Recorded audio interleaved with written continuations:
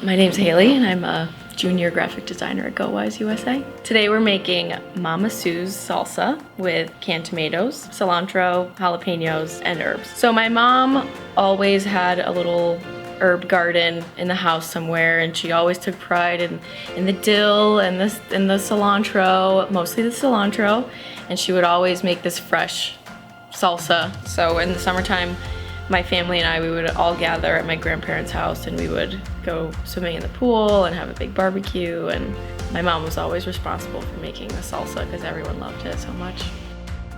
First we'll need 12 stalks of cilantro and 3 stalks of green onion. Roughly chop the green onion and cilantro. And an easy way to chop the cilantro is to fold the stalks in half, allowing for better control. Next we'll need 1 jalapeno.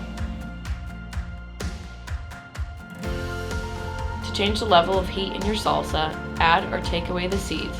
And remember, more seeds, more heat. You'll also need 1 lime cut in half.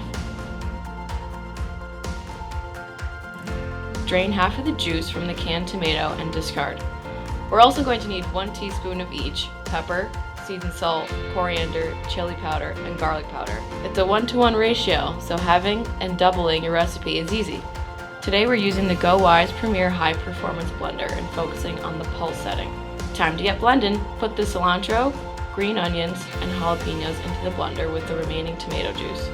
Squeeze in as much lime as desired and pulse until well chopped but not smooth. Add in the tomatoes, spices, and desired level of jalapeno seeds. If you decide afterwards that you do want a little bit more spice, you can always add chili pepper or paprika to it to make it a little spicy.